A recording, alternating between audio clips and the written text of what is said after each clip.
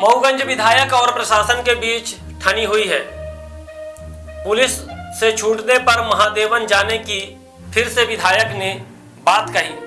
दरअसल जिला प्रशासन और मऊगंज भाजपा विधायक प्रदीप पटेल के बीच ठनाठनी जारी है। महादेवन में अतिक्रमण हटाने को लेकर प्रशासन की वादा खिलाफी के खिलाफ शुरू आर पार की जंग में हिंदू समाज की जुड़ी भीड़ ने विधायक के निर्देश पर बाउंड्री हटाने के लिए हंगामा किया। बुलडोजर को लेकर पहुंचे, वैसे ही पाकिस्तान जिंदाबाद और अल्लाहू अकबर के नारे लगने लगे। इसके बाद विधायक ने जिला प्रशासन से कहा कि यदि हमारी मांग गलत है तो हमें गिरफ्तार करें, नहीं तो अतिक्रमण हटाएं। तब कलेक्टर द्वारा समय मांगा गया तो उन्होंने साफ शब्दों में कहा कि मैं झांसे में आने वाला नहीं हूं, आप इस बाउंड्री को पहले गिरवा दें। इसके लिए कलेक्टर ने हाथ खड़ा कर दिया। अतिक्रमण हटाने पर विधायक अड़े रहे और कलेक्टर एसपी ने विधायक को सामने आकर रोका, जिसके बाद पुलिस ने उन्हें पीछे धकेला और उन्हें वहां से उठाया गया और जिला मुख्यालय से 60 किलोमीटर दूर रीवा ले आकर पुलिस लाइन में समर्थकों के साथ नजरबंद करके रखा गया। हिंदू नेता संतोष तिवारी ने कहा कि भाजपा विधायक शुगर के पेशेंट हैं, जिन्हें दवाई खाने के पूर्व कुछ खाने को देने से पुलिस प्रशासन ने रोक दिया। तो वहीं प्रशासन के द्वारा गिरफ्तारी, जोर जबरदस्ती वाले कदम से नाखुश विधायक ने अन्न जल त्यागने की बात कही। भाजपा विधायक ने कहा कि प्रशासन ने हमें जब भी छोड़ा तो वह सीधे महादेवन ही जाएंगे।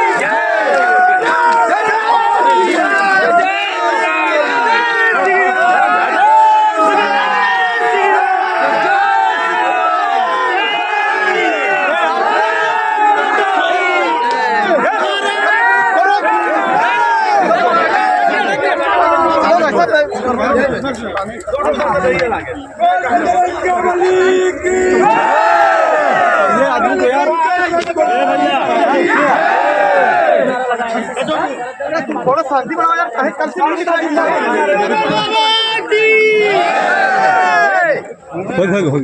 पानी पानी पानी वाला भैया वाला बाटल लावा सब कोई यार दूर चले जाओ, थोड़ा घर चले जाओ, चलो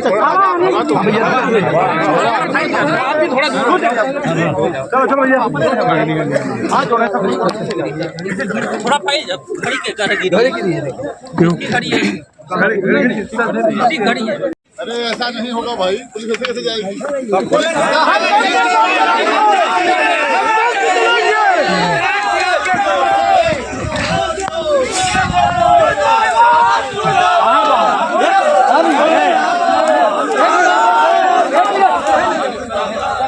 पानी लाए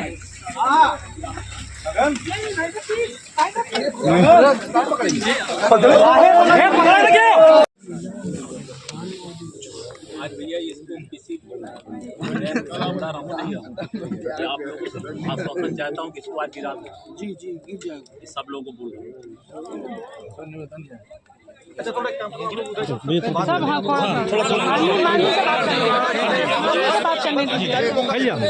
अरे पीछे कुछ बात करना चाह रहे, बात कर ले, वरिष्ठ अधिकारी यार, मौका दे दो उनको लोगों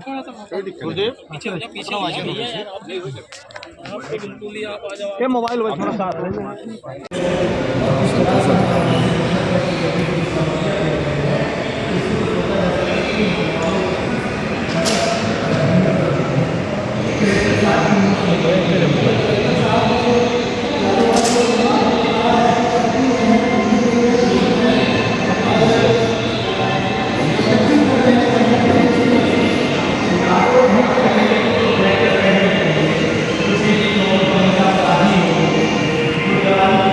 विधायक जी, गिरफ्तारी करने के बाद आपको रीवा लाया गया है, एक कमरे में जिस प्रकार से बंद किया गया है, उसके बाद क्या है आगे की रणनीति? देखिए, मुझे गिरफ्तार किए ये तो कलेक्टर ने, एसपी ने, सबने बता दिया। गिरफ्तार करके मुझे वज्रवाहन से लेकर के आए।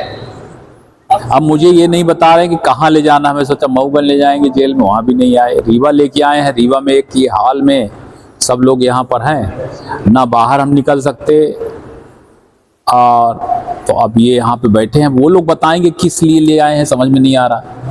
तो आपने क्या अन्न जल भी त्याग कर दिया है? नहीं, जल नहीं त्यागा हूँ। अन्न त्यागने का ऐसा है कि मैं सुबह 4 बजे निकला हूँ, 5 बजे ट्रेन से, तो नाश्ता थोड़ा सा लिया था।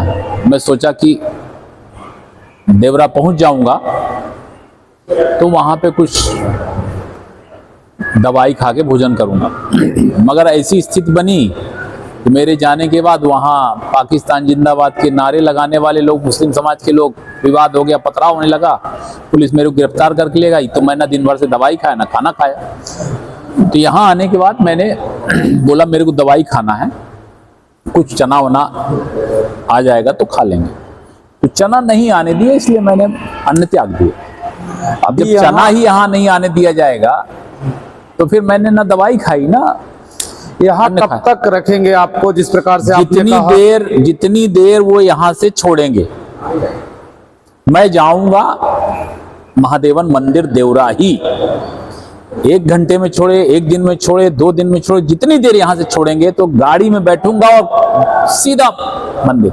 जब तक अपने भगवान भोले के मंदिर के अतिक्रमण को हटा नहीं लेंगे, बेधर्मियों से उस अतिक्रमण को हटा नहीं लेंगे, तब तक मेरा प्रण है कि मैं यहाँ से छूटने के बाद वहीं जाऊंगा। विधायक जी, क्या ये हिंदुत्व की सजा मिल रही है आपको?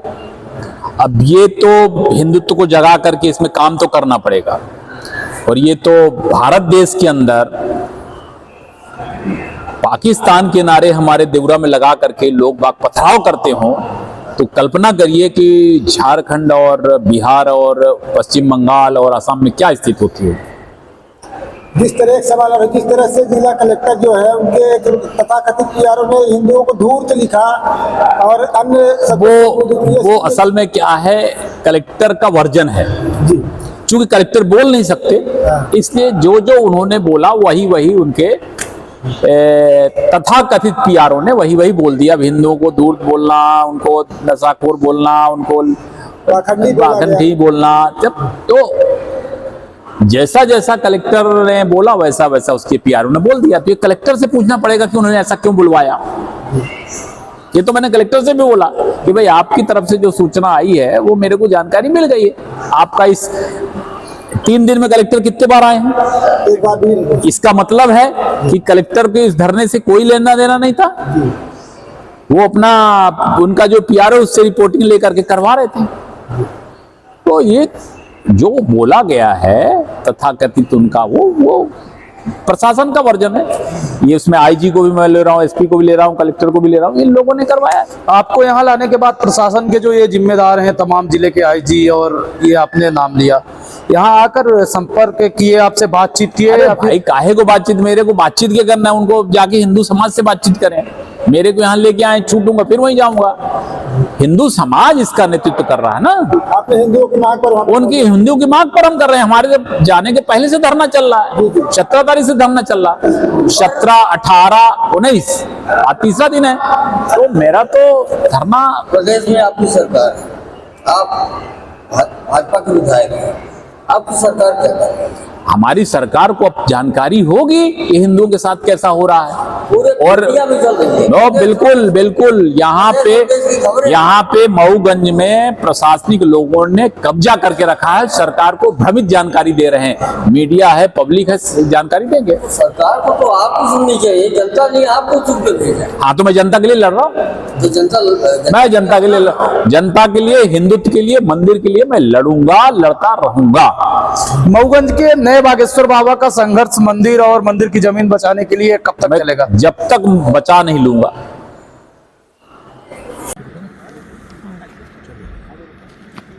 हनुमाना तहसील के ग्राम देवरा में एक शासकीय भूमि से अतिक्रमण हटाने की प्रक्रिया प्रशासन की तरफ से प्रक्रिया चल रही थी और इसमें आज दिनांक 19 को दोपहर में कुछ लोग एकत्रित होकर के और अतिक्रमण स्वयं हटाने के लिए आगे बढ़े और उसमें जेसीबी भी वो लोग साथ में ले आए और उन्होंने प्रयास किया कि वो अतिक्रमण स्वयं हटाएं। तो इस बीच में दोनों तरफ से पथराव शुरू हुए क्योंकि दो पक्ष के विरुद्ध ये अतिक्रमण का मामला था। तो जब पथराव शुरू हुआ तो इसी बीच में माननीय विधायक जी भी वहाँ पर उपस्थित थे और उनकी उपस्थिति वहाँ पर होने के कारण, पथराव होने के कारण माननीय विधायक जी को सुरक्षा की दृष्टि से वहाँ से तत्काल हटा कर के अन्यत्र ले जाया गया और उसी जो पथराव जहाँ पर चल रहा था वहीं पास में एक झोपड़ी है। झोपड़ी में थोड़ा सा जो घास फूस रखा हुआ था उसमें किसी ने आग लगा दी। तत्काल ही हमने वहाँ पर आग बुझा करके और आगजनी को वहीं नियंत्रित कर दिया था। कोई उसमें कोई बड़ी घटना नहीं हुई, कोई दुर्घटना नहीं हुई और किसी मकान और दुकान में अन्यत्र कहीं आग भी नहीं लगी थी, वो सब सुरक्षित था।